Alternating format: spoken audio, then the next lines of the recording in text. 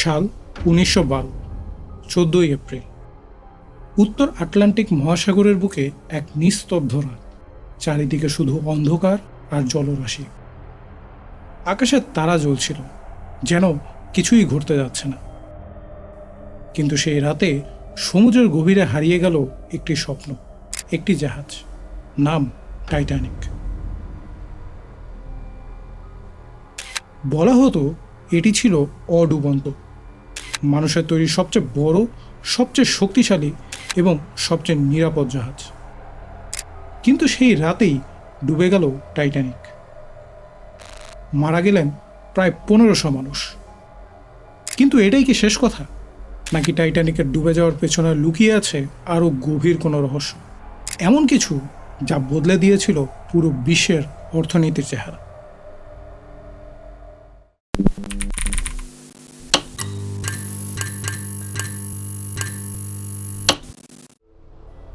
সাল 1909। আয়ারল্যান্ডের বেলফাস্ট শহরে শুরু হলো এক মহা প্রকল্প। হোয়াইট স্টার লাইন কোম্পানি তৈরি করছিল 3টি বিলাসবহুল জাহাজ, তাদের মধ্যে একটি আরএমএস টাইটানিক। ভেতরে ছিল সুইমিং পুল, জিম, লাইব্রেরি, এমনকি একটি গ্র্যান্ড স্টেয়ারকেস, যা দেখতে ছিল রাজপ্রাসাদের মতো। প্রথম শ্রেণীর যাত্রীদের জন্য ছিল মার্বেল টাইলস, সোনালি সিঁড়ি, মখমলের আসন। আর তৃতীয় শ্রেণীর যাত্রীরা, তারা থাকতেন জাহাজের একদম নিচে, ছোট কেবিনে, সীমিত সুবিধায়। কিন্তু সবাইকে বলা হয়েছিল একই কথা, এই জাহাজ কখনো ডুববে না। সাল 1912, 10 এপ্রিল। সাউদাম্পটন থেকে যাত্রা শুরু করলো টাইটানিক। গন্তব্য নিউ ইয়র্ক। যাত্রী ছিলেন 2224 জন। তাদের মধ্যে ছিলেন বিশ্বের ধনীতম ব্যক্তিরা, ছিলেন সাধারণ স্বপ্নবাজ মানুষরা। 4 দিন ঠিকঠাক চলছিল সব কিছু। কিন্তু 14 এপ্রিল রাত 11:40 টাইটানিকের লুকআউট পোস্টে দাঁড়িয়ে থাকা ফ্রেডরিক ফ্লিট হঠাৎই চিৎকার করে উঠলেন, আইসবার্গ অ্যাহেড! জাহাজের সামনে মাত্র কয়েকশো মিটার দূরে ভেসে উঠল এক বিশাল বরফের পাহাড়। টাইটানিক চেষ্টা করলো মোড় নিতে, কিন্তু অনেক দেরি হয়ে গিয়েছিল।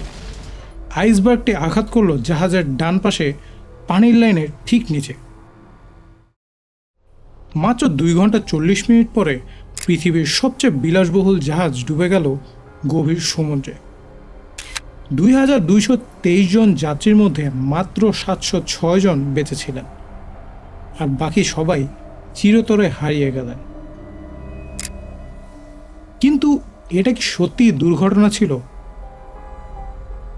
শুনতে হয়তো অবিশ্বাস্য মনে হতে পারে, কিন্তু এই জাহাজ ডুবির সাথে আজ আপনার পকেটে থাকা মানিব্যাগ আর বিশ্বের বর্তমান অর্থনৈতিক পরিস্থিতির এক গভীর সংযোগ রয়েছে। টাইটানিক ছিল হোয়াইট স্টার লাইনের গর্ব, এবং এর মালিক ছিলেন সেই সময়ের অন্যতম ধনাঢ্য ব্যক্তি জেপি মর্গ্যান। অথচ মজার ব্যাপার হলো, মর্গ্যানও টিকিট কেটেছিলেন টাইটানিকে যাওয়ার। তার জন্য একটা বিশেষ কেবিনও প্রস্তুত ছিল।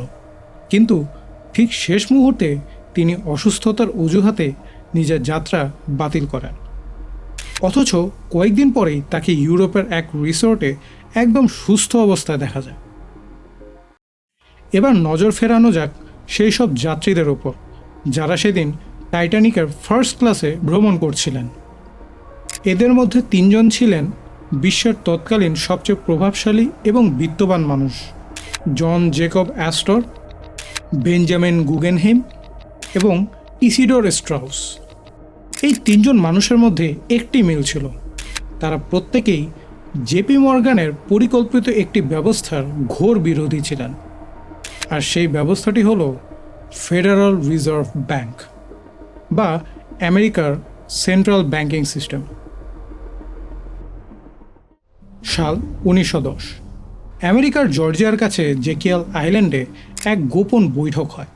সেখানে জেপি মর্গ্যান এবং রকফেলারদের মতো প্রভাবশালী ব্যক্তিরা মিলে স্থির করেন তারা একটি কেন্দ্রীয় ব্যাংক তৈরি করবেন, যা দেশের মুদ্রার মান এবং সুদের হার নিয়ন্ত্রণ করবে।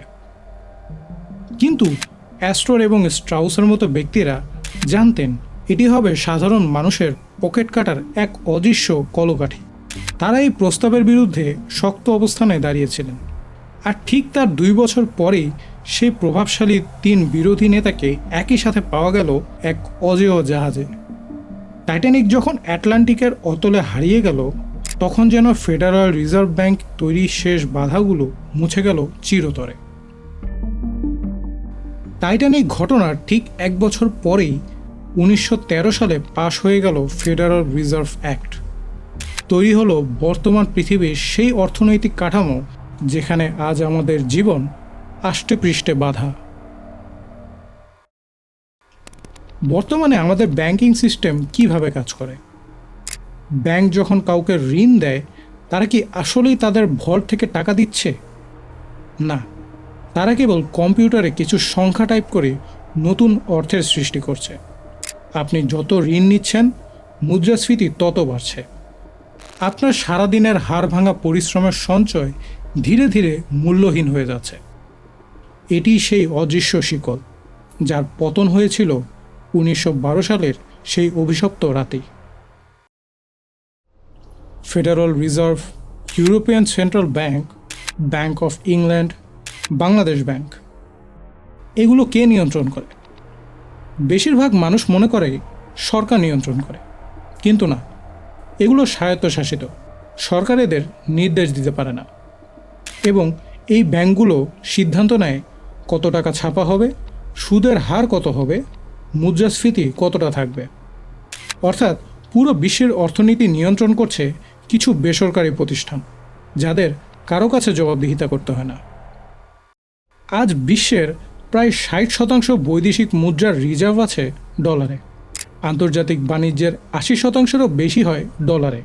তেল কিনতে চান, ডলার লাগবে। আন্তর্জাতিক লেনদেন, ডলার লাগবে। এই অবস্থান দিয়েছে আমেরিকাকে অসাধারণ ক্ষমতা, যে কোনো দেশের উপর অর্থনৈতিক নিষেধাজ্ঞা দিতে পারে, বিশ্ব অর্থনীতির গতিপথ নিয়ন্ত্রণ করতে পারে, অন্য দেশের মুদ্রানীতি প্রভাবিত করতে পারে। এখন ফিরে আসে মূল প্রশ্নে, টাইটানিক কি সত্যিই একটা ষড়যন্ত্র ছিল, নাকি শুধুই একটা দুর্ভাগ্যজনক দুর্ঘটনা? ইতিহাসবিদরা সবাই একমত এটি ছিল একটি দুর্ঘটনা। কারণগুলো সুস্পষ্ট: অতিরিক্ত গতি, আইসবার্গের সতর্কতা উপেক্ষা, পর্যাপ্ত লাইফবোট না থাকা, বাইনোকুলার না থাকা লুকআউট পোস্টে। এগুলো মানুষের ভুল, অতিরিক্ত আত্মবিশ্বাস এবং দুর্ভোগের মিশ্রণ। কিন্তু ষড়যন্ত্র তত্ত্বটি এত জনপ্রিয় কেন? মানুষ ষড়যন্ত্র তত্ত্বে বিশ্বাস করে কারণ এটি জটিল প্রশ্নে দেয় সরল উত্তর। একটি বিশাল দুর্ঘটনা মেনে নেওয়ার চেয়ে একটি পরিকল্পিত ষড়যন্ত্র মেনে নেওয়া মানসিকভাবে সহজ। কিন্তু এই ষড়যন্ত্র তত্ত্বে একটি গুরুতর সমস্যা আছে।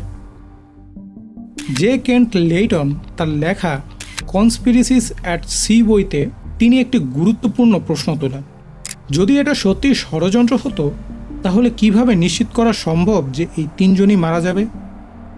লাইফবোটে জায়গা ছিল 1178 জনের, মারা গিয়েছিল 1517 জন।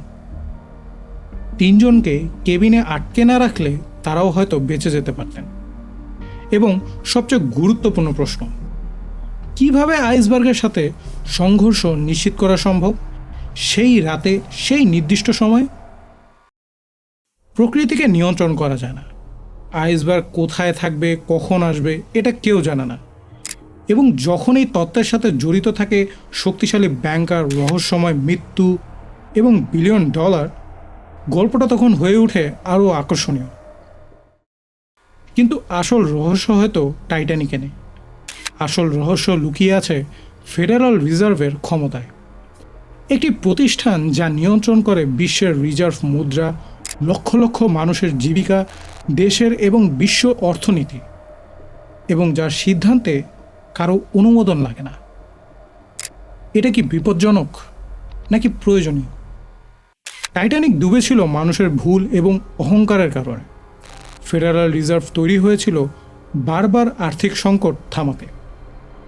দুটি ঘটনার মধ্যে কোনো ষড়যন্ত্র নেই, কিন্তু ফেডারাল রিজার্ভ আজ যে ক্ষমতা ধারণ করে সেটা নিয়ে প্রশ্ন তোলা শুধু যৌক্তিকই নয়, জরুরিও। যখন একটি প্রতিষ্ঠান নিয়ন্ত্রণ করে সব কিছু, তখন আমাদের জিজ্ঞাসা করা উচিত, কে নিয়ন্ত্রণ করে এই প্রতিষ্ঠান, কাদের স্বার্থে তারা কাজ করে? আমরা কিভাবে নিশ্চিত করব তাদের জবাবদিহিতা? হয়তো আসল রহস্য এটা নয় যে টাইটানিক কেন ডুবেছিল। আসল রহস্য হলো একটা ট্র্যাজেডির পর তৈরি হওয়া সিস্টেম আজ কিভাবে নিয়ন্ত্রণ করছে আমাদের প্রতিটি আর্থিক সিদ্ধান্ত। এই প্রশ্নগুলোর উত্তর হয়তো আরও গুরুত্বপূর্ণ যে কোনো ষড়যন্ত্র তত্ত্বের চেয়ে। ইতিহাস আমাদের শেখায় সত্য প্রায়ই হয় জটিল।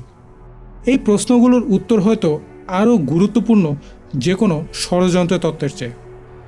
টাইটানিক ছিল একটি মর্মান্তিক দুর্ঘটনা, ফেডারেল রিজার্ভ হলো একটি জটিল প্রতিষ্ঠান। দুটির মধ্যে কোনো ষড়যন্ত্র নেই, কিন্তু দুটি আমাদের দেখায় মানুষের সিদ্ধান্ত, সেটা একটি জাহাজের গতি হোক বা একটি কেন্দ্রীয় ব্যাংকের নীতি, তার প্রভাব পড়ে প্রজন্মের পর প্রজন্মের উপর। প্রশ্ন থেকে যায়, আমরা কি সঠিক প্রশ্ন জিজ্ঞাসা করছি নাকি ভুল রহস্যের পেছনে ছুটছি?